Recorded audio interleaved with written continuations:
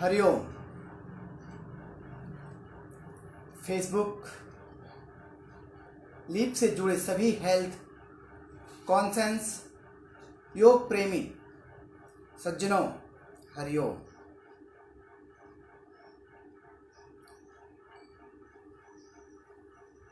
आप चाहें जिस भी पद्धति से योग कर रहे हों,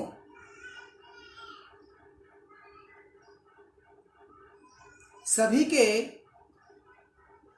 दो ही उद्देश्य होते हैं। पहला, उत्तम स्वास्थ्य, और दूसरा, चेतना की उन्नति। बिहार योग विद्यालय अष्टांग योग के सभी अंगों का संतुलित अभ्यास की न केवल शिक्षा प्रदान करते हैं, बल्कि इनका प्रायोगिक अनुभव कराने हेतु अनुकूल वातावरण भी उपलब्ध कराते हैं। तो बंधु, आप चाहें चेतना की जिस भी अवस्था में हों, आप धीरे धीरे खुद की प्रगति के लिए स्वयं ही अनुभव होते चले जाते हैं।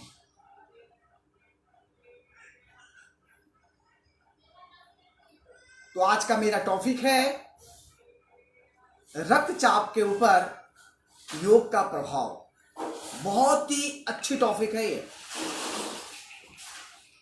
आज के समय में आपको हर एक घरों में एक ना एक व्यक्ति को रक्तचाप मिलेगा ही मिलेगा, क्योंकि आज का ऐसा माहौल, ऐसा वातावरण क्रिएट हुआ है। अटेंशन, बहुत तरह के लोग अपने मन के ऊपर बोझ ले चलते हैं, जिस बोझ को मुझे यूं ही छोड़ देना होता है, लेकिन उस बोझ को हम काफी दिनों तक ढोते रहते हैं।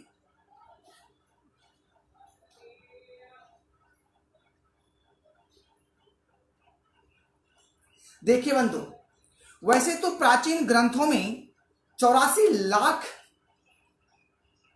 आसनों की चर्चा की जाती है,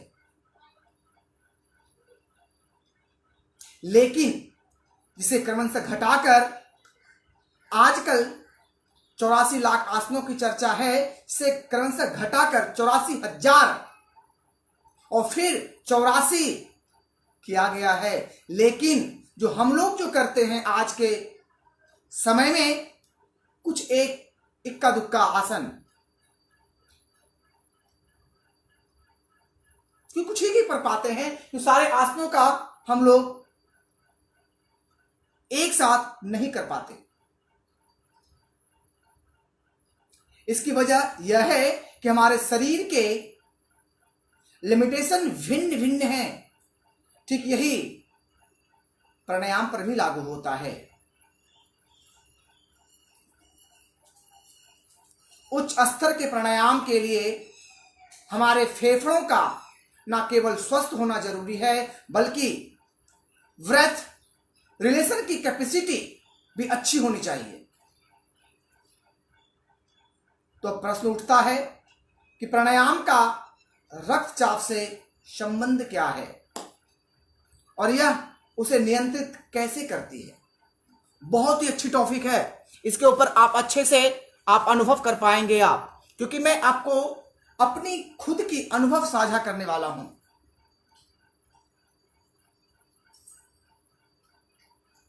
तो आपको मैं एक उदाहरण देता हूं। सिंपल सी उदाहरण है कि अगर आप अचानक कहीं से आ रहे हो या कहीं जा रहे हो और एक आपको सर्फ दिख जाता है, सांप बिल्कुल सामने, तो क्या होगा आपके साथ पता है? आप बिल्कुल घबरा जाएंगे, धड़कन बढ़ना शुरू हो जाएगा, आंखों की पुतलियां का फैलना, आवाज के प्रति चौकन्ना और श्वास तेज होने से, यह मुख्यतः बाह्य परिवर्तन है। श्वास आपकी है वो तेज हो जाएगी, इस सारे जितनी भी चीजों मैंने अभी बोला आपको, यह बाह्य परिवर्तन होता है। तो आंतरिक रूप से अंतःस्रावी ग्रंथियां सक्रिय हो जाती है और फ्लैट ऑफ प्लेन मोड में आ जाती है। साथ ही प्रतिरक्षा तंत्र सक्रिय होकर WBO को आपस में कनेक्ट होने का संदेश भेजती है, ताकि विषम परिस्थिति में यदि रक्तस्राव हो या कोई संक्रमण शरीर के अंदर हो जाए तो उसके दुष्प्रभाव को कम किया जा सके। तो मजे की बात यह है कि यह सब आपके एक धड़कन की धड़क के साथ सेकंड के अंदर हो जाता है और आपको पता भी नहीं चलता।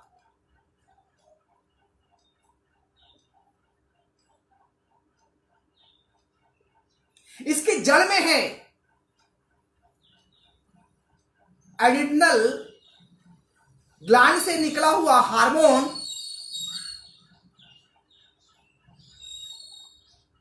तो अब अगर इस प्रकार की असामान्य घबराहट, अज्ञात भय पैदा करने वाली स्थिति आपके जीवन में अक्सर आती है, तो आप कल्पना कीजिए क्या होता होगा। कल्पना कीजिए जरा क्या होता होगा। आपके रक्त में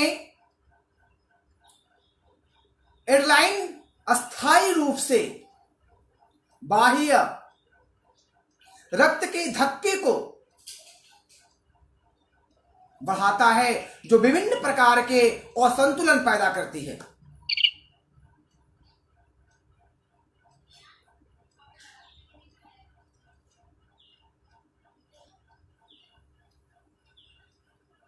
तो अब हम प्राणायाम के माध्यम से सबसे पहले मन को विश्रामित की अवस्था में ले जाते हैं और विश्रांत बने रहने की अभ्यस्त बनाते हैं।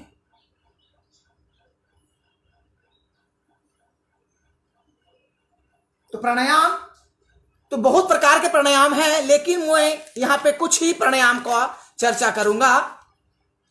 तो करीब मैं आपको एक और छोटी सी बात साझा करना चाहता हूं।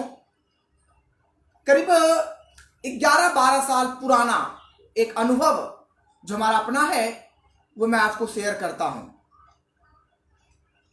कि जब मैं बिहार में अपने गुरुजी के द्वारा भेजा गया, बिहार के जेल में योग प्रशिक्षक था, तो बंदियों को योग सिखाता था।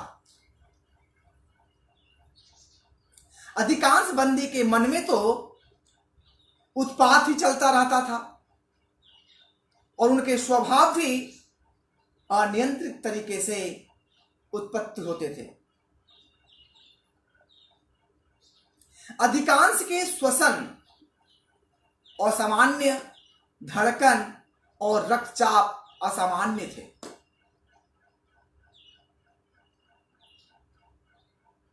तो उसके बाद हमने प्रे प्राणायाम प्रैक्टिस और डीप ब्रेथ उन लोगों को करवाना शुरू किया। काफी लोग करना शुरू भी किए और काफी लोग इच्छुक नहीं हुए, नहीं नहीं मुझे ये सब चीज नहीं करना, क्या है ये। क्योंकि वहां पे काफी सभी धर्मों के लोग रहते थे, हिंदू भाई थे, मुस्लिम भाई थे, कुछ पंजाबी भी थे, कुछ सिख भी थे। तो कुछ लोग किए, कुछ लोग नहीं किए। लेकिन सबसे मजे की बात यह है कि जिस व्यक्ति ने किया, उनके मस्तिष्क में पर्याप्त ऑक्सीजन की आपूर्ति शुरू हो गई, जिससे उनकी मानसिक दबाव में कमी आ गई। और बाद में फिर मैंने उनको नाड़ी शोधन और प्रसंतक प्राणायाम, भ्रामरी गुंजन प्राणायाम करवाने से उनके तनाव के स्तर को कम कर दिया। क्योंकि जेल के अंदर 80% बंदियों को तनाव होता ही होता था, रहता है, क्योंकि वहां पे एक अलग प्रकार की टेंशन रहती है, प्रशासन का, सगी संबंधियों का, परिवारों का, किस प्रोसेस के माध्यम से जेल गए हैं, उसका भी एक अलग प्रकार का टेंशन उनके मन में रहता है।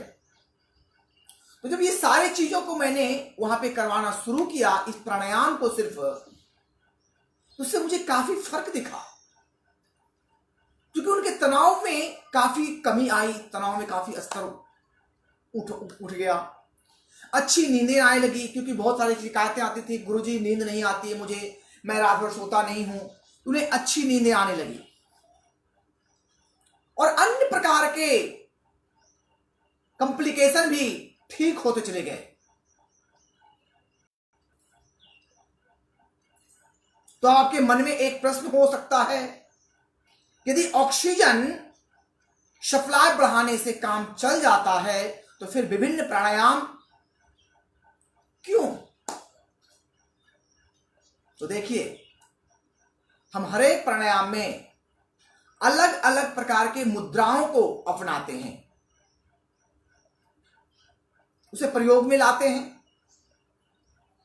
जैसे नाड़ी शोधन प्राणायाम है, उसमें हम लोग, ये आप भी जो व्यक्ति करते हो, वो खेचरी मुद्रा, जीवा को रोल करके और अपने जीवा के अग्रभाग को तालू में टच करके एक खिचड़ी मुद्रा भी लगा सकते हैं, और दोनों हाथ हमारा चिन्ह मुद्रा में रहता है, तो ये अभ्यास कर सकते हैं। तो इसकी उपयोगिता यह है कि हमारे शरीर में आंतरिक अंग, आंतरिक और बाह्य रूप से विद्युत सर्किट तथा इलेक्ट्रोमैग्नेटिक सर्किट है, जिसे हम मुद्राओं के माध्यम से अलग अलग तरीके से टेस्ट कर सकते हैं। तो इसका परिणाम और प्रभाव भी भिन्न हो जाता है। यही वजह है कि एक अल्प जानकार या अज्ञ को किसी योग शिक्षक के निर्देश में ही योग करने की सलाह दी जाती है।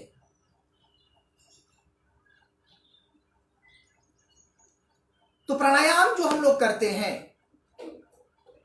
उच्च रक्तचाप में, वो कुछ प्राणायाम जिसे अभी मैंने जिक्र किया, उस प्राणायाम को मैं अभी बताऊंगा, जिससे आपकी जीवन में अनेक प्रकार की विषमताएं रक्तचाप के साथ साथ दूर हो जाएंगी। तो पहला प्राणायाम है नाड़ी शोधन प्राणायाम। तो किसी भी सुखद आसन में हम लोग बैठ जाते हैं, हमारी स्पाइन, नेक, हेड सीधी रहती है, लेफ्ट हैंड हम घुटनों के ऊपर चिन्ह मुद्रा में रखते हैं और अपने राइट हैंड को फर्स्ट और सेकेंड फिंगर, पहली और दूसरी उंगली को आईब्रो सेंटर के पास रखते हैं। अपने अंगूठा से अपनी राइट दाहिनी नासिका को बंद कर लेते हैं और बाईं नासिका से धीरे धीरे श्वास को अंदर ले जाते हैं। पुनः श्वास को धीरे धीरे रोकते हैं। थोड़ी देर के लिए श्वास को रोकने का प्रयास करें और फिर दाएं नासिका से श्वास को धीरे धीरे बाहर निकाल देते हैं। फिर दाहिनी नासिका से धीरे धीरे श्वास को अंदर लेते हैं। पुनः श्वास को थोड़ी देर के लिए रोकते हैं और ज्यादा से ज्यादा श्वास को बाईं नासिका से निकाल देते हैं। तो ये है नाड़ी शोधन प्राणायाम का एक पार्ट। इसमें काफी अनुपात होते हैं, 1:1, 1:2, 1:3, इस प्रकार से 1 से लेकर 8 तक की अनुपातें होती है। तो इस प्राणायाम को हम जब करते हैं तो हमारे सारी नर्वस सिस्टम को ये खोल देती है, ऑक्सीजन की लेवल हमारे अंदर का प्रभावित हो आती है। और दूसरा प्राणायाम है उज्जाई प्राणायाम। तो जो प्राणायाम का जिक्र अभी मैंने किया था उसमें एक मुद्रा लगाने के लिए मैंने आपको बोला था, वो मुद्रा है खेचरी मुद्रा। तो खेचरी मुद्रा इस उज्जाई प्राणायाम में भी आप लगा सकते हैं, या फिर नॉर्मल रूप से भी कर सकते हैं। तो अपनी जिह्वा को रोल करके अपने गले के अंदर डालने का प्रयास करते हैं और अपनी जिह्वा के अग्रभाग को तालू में टच करते हैं और श्वास लेते हुए धीरे धीरे एक सोए हुए छोटे बच्चे की जो खर्राटे की आवाज होती है, खरखराहट की आवाज, तो गले से श्वास लेते हुए गले में खरखराहट की आवाज निकालेंगे और फिर श्वास छोड़ते हुए भी गले से खरखराहट निकालेंगे। एक छोटा सोया हुआ बच्चा जब खर्राटे की आवाज लेता है तो वो निम्न खर्राटा आपको लेना होता है। तो यही उज्जाई प्राणायाम का तरीका है। तो दोनों हाथ आप मुद्रा में बना के रखिए और धीरे धीरे आंखों को बंद कर लीजिए। अपनी श्वास को गले में अनुभव करें और श्वास को गले में साथ संकुचन और प्रसारण करना है। जब आप श्वास लेते हैं तो गले में संकुचन का अनुभव कीजिए और एक निम्न खर्राटे की आवाज लें। पुनः जब आप श्वास को बाहर निकालते हैं तो वहां पे प्रसारण का अनुभव करें और पुनः खरखराहट की आवाज का अनुभव करें।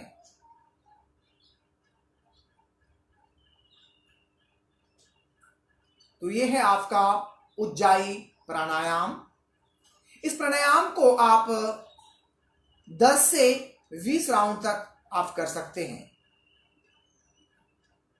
इस प्राणायाम से खास करके हमारी थायराइड ग्रंथियां उद्दीप्त होती है और सबसे ज्यादा प्रभाव इसका उच्च रक्तचाप के ऊपर पड़ता है।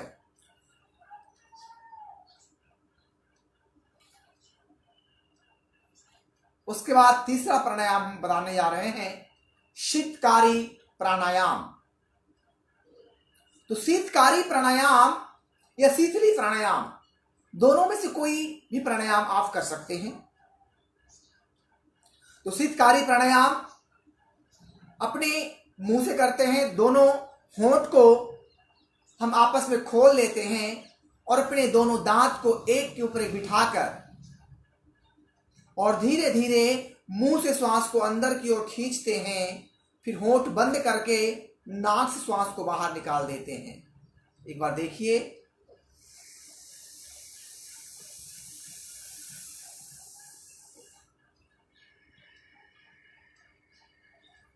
लेकिन सावधानियां ये है कि चेहरे पे तनाव ना हो, ज्यादा श्वास को जोर से भी नहीं खींचें, एकदम नॉर्मल आराम से और धीरे धीरे श्वास को अंदर लेते जाते हैं और धीरे धीरे श्वास को बाहर निकालते जाते हैं।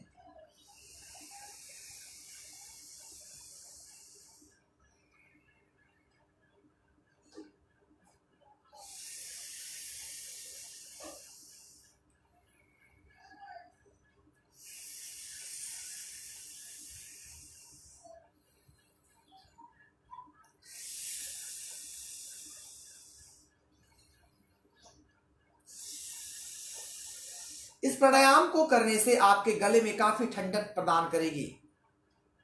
ये प्राणायाम में एक और फायदा है कि जब आपको तेज की प्यास लगी और आपको पानी की कहीं भी कुछ दूर पानी दिखाई नहीं पड़ रहा है, इस दौरान में अगर आप इस प्राणायाम को कर लेंगे तो आपकी प्यास भी बुझ जाएगी।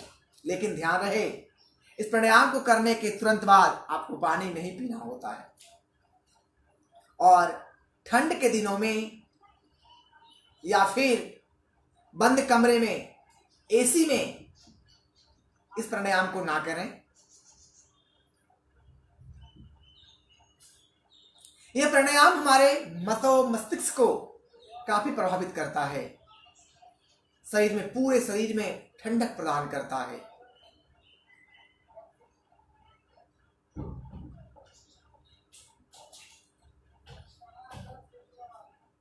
उसके बाद हम चलते हैं एक और प्राणायाम जिसको बोलते हैं भ्रामरी प्राणायाम।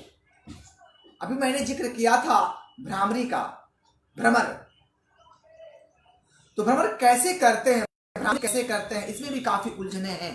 लोग सन्मुखी मुद्रा लगा के कुछ लोग करते हैं, कुछ लोग सिंपल तरीका से करते हैं। लेकिन हमारी योग पद्धति के अनुसार जिस पद्धति से हम लोग बिलोंग करते हैं, मैंने आपको शुरू में जिक्र किया था बिहार योग विद्यालय, तो जो मुझे सिखाया गया है मैं वही आपको व्यक्त करता हूं। और इसका खुद का अनुभव मुझे है, क्योंकि मैंने काफी दिनों तक इसका प्रयोग किया हूं। इसे सिंपल तरीका से कुछ नहीं, अपने दोनों हाथ की फर्स्ट फिंगर यानी पहली उंगली को खड़ा कर बाकी तीनों उंगलियों को मोड़कर उसके ऊपर अपना अंगूठा को रख लेते हैं। अपने दोनों केहूनी को फैलाते हुए फर्स्ट फिंगर से अपने कान के अग्र मासा के सहारे अपने कान की छिद्र को ब्लॉक कर देते हैं। और छिद्र को ब्लॉक करने के बाद अपने आंखों को बंद रखते हैं। हमारी चिन्ह हल्की सी उठी रहती है और श्वास को अंदर भरते हुए ओम का गुंजायमान करते हैं लंबी स्वर में, और फिर नाक से श्वास को बाहर निकाल देते हैं। तो एक बार देखिए, हम 3 चक्र करेंगे।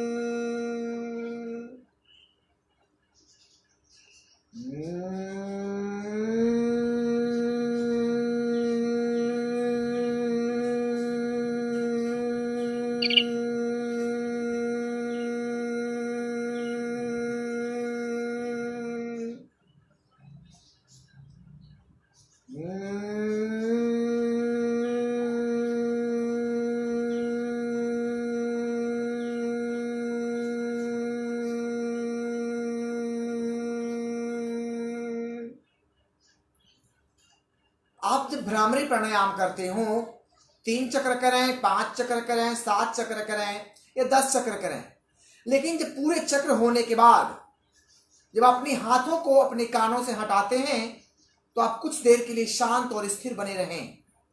उसके बाद आप अनुभव कीजिए कि आपके कान के भीतर से आपको अनुभव होगा कि कुछ गर्म तरल पदार्थ